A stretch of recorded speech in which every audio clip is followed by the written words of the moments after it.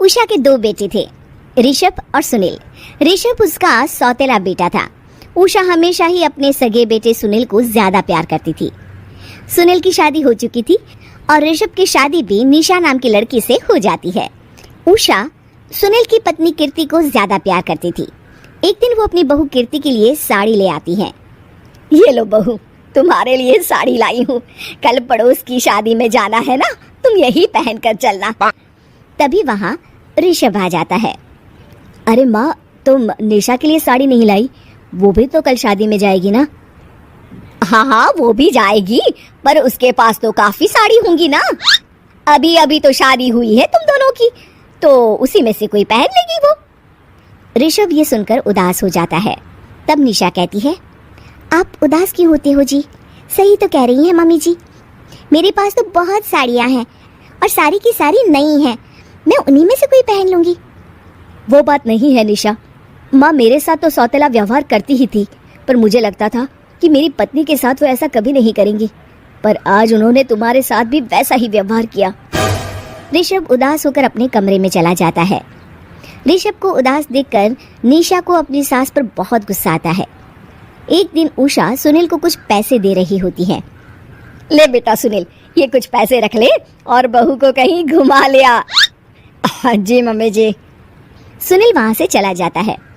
Mummy जी, आपने इन्हें तो कभी पैसे नहीं दिए, ऐसा सौतेला व्यवहार आप क्यों करती हैं? बहू, ये किस तरह से बात कर रही हो तुम अपनी सास से? कोई ऐसे सवाल करता है कि अपनी सासू से? सास, अरे जिस दिन से मैं इस घर में आई हूँ ना, आपने तो मुझे अपनी बहू माना ही नहीं। हमेशा कीर्ति भाभी के लिए ही सब कुछ लाती हैं। मुझे तो आज तक आपने कुछ दिया ही नहीं। क्या मैं जानती नहीं कि आप ऐसा क्यों करती हैं? देख निशा, तू अपना काम कर समझी, मेरे से बहस करने की कोई जरूरत नहीं है। तभी वहाँ ऋषभ आ जाता है। निशा, माँ से ऐसे बात नहीं करते, तुम जाओ अपने कमरे में। हाँ हाँ, जा रही हूँ, मुझे भी इनसे बात करने का कोई शौक नहीं है। निशा अपने कमरे में चली जाती है और ऋषभ भी वहाँ आ जाता है। निशा, तुमने माँ से क्यों झगड़ा किया? क्योंकि आप तो कुछ कहते ही नहीं, बस चुपचाप सहते रहते हैं। किसी को तो आवाज उठानी होगी ना। कोई बात नहीं निशा, तुम गुस्सा मत करो, शांत हो जाओ। निशा रसोई में खाना बना रही होती है। तभी वहाँ कीर्ति आ जाती है। निशा, तुम मार्केट से ये सामान ले आओ। मैं क्यों जाऊँ? आप ही तो जा सकती हो ना। दिख नहीं रहा कि मैं खाना बना रही हूँ? हाँ तो क्या हुआ, खाना बनाने के बाद चली जाना। हाँ हाँ, खाना भी मैं ही पकाऊं, बाजार जाकर सामान भी मैं ही ले आऊं। खुद तो कुछ करोगी नहीं, है ना? ओहो, जुबान तो देखो कैसे चल रही है। सुनो, तुम अभी आई हो इस घर में, तमीज में रहो, वरना सासू माँ से कहकर मायके भिजवा दूंगी तुम्हें। हाँ। ओह, हाथ लगा कर दिखाओ मुझे, देख लूंगी। बहुत मनमानी हो गई तुम दोनों की, समझी? निशा लिस्ट कीर्ति के ऊपर फेंक देती है।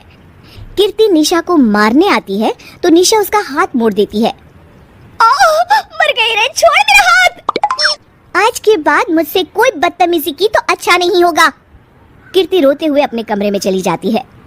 उस निशा चुड़ैल ने मेरा हाथ मोड़ दिया, मुझे नहीं रहना इस घर में। अरे कैसी बेकार की बातें कर रही हो? अरे निकालना ही है तो ऋषभ और निशा को निकालेंगे। नहीं, मुझे अलग घर चाहिए। कान खोलकर सुन लीजिए, हम दोनों इस घर से जल्द जाएंगे। आप नए घर का इंतजाम कीजिए बस। मैं इन दोनों के साथ ज्यादा नहीं रह सकती। हाँ, वैसे मैं भी कुछ दिनों से सोच रहा था। अच्छा हुआ तुमने कह दिया, मैं माँ को भी बता देता हूँ। माँ, वो क्या करेंगी तुम्हारे साथ जाकर? मैं चाहती हूँ कि तुम और मैं, बस हम दोनों ही कहीं शिफ्ट हो जाएं, इस सब झमेले से दूर। अरे पर माँ को यहाँ छोड़कर इस तरह से जाना ठीक नहीं रहेगा कीर्ति। वैसे वो तुम्हें कितना प्यार भी तो करती हैं। नाम का ख्याल रखती है, क्योंकि तुम सगे बेटे हो ना, इसलिए। तुम अगर सौतेले होते तो मेरे साथ भी ऐसे ही सलूक करती जैसे अभी तुम्हारे सौतेले भाई और उसकी पत्नी से करती है।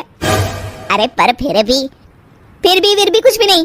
देखो, या तो हम दोनों इस घर से कहीं दूर जाएंगे या फिर मैं अपने मायके चली जाऊंगी। हाँ, बता देती हूँ। अच्छा बाबा, अच्छा ठीक है। सुनील अपनी माँ से बात करने आता है। माँ, मैं सोच रहा हूँ कि कीर्ति के साथ अलग घर में शिफ्ट हो जाऊँ। अरे वाह बेटा, ये तो बहुत अच्छा सोचा है तुमने। कब शिफ्ट होना है हमें? मैं भी पैकिंग कर लेती हूँ। अब नहीं माँ, मैं और कीर्ति ही जाएंगे बस। आप तो यहीं रहो, ये पुश्तैनी घर भी है ना आपका। अरे बेटा, तू तो मेरा सगा बेटा है, तू ही मेरे साथ ऐसा कर रहा है, मुझे अपने साथ ले जा बेटा। तभी वहाँ कीर्ति आ जाती है। अरे माँ, आपको पता भी है कि किराए के घर में कितना खर्चा होता है, और अगर आपको भी लेकर गए तो और खर्चा होगा। आप तो बस यहीं रहो इसी घर में। कोई बात नहीं सुनील, तुम लोग चले जाओ, माँ यहीं रहेंगी हमारे साथ, हम माँ का ख्याल रखेंगे, तुम लोग अपनी गृहस्थी संभालो। निशा को ये देखकर बहुत खुशी होती है। वो मन ही मन सोचती है, अब आया ना ऊंट पहाड़ के नीचे। अब मम्मी जी को पता चलेगा, बड़ा सगा और सौतेला करती रहती थी। सगा बेटा तो जा रहा है छोड़कर, अब आएगी इन्हें अकल, और नहीं आई तो मैं अल्लाह कर रहूंगी। निशा अपनी सास को कैसे अपने सौतेले बेटे से मिलाएगी, जानने के लिए देखिए सौतेली माँ पार्ट 2।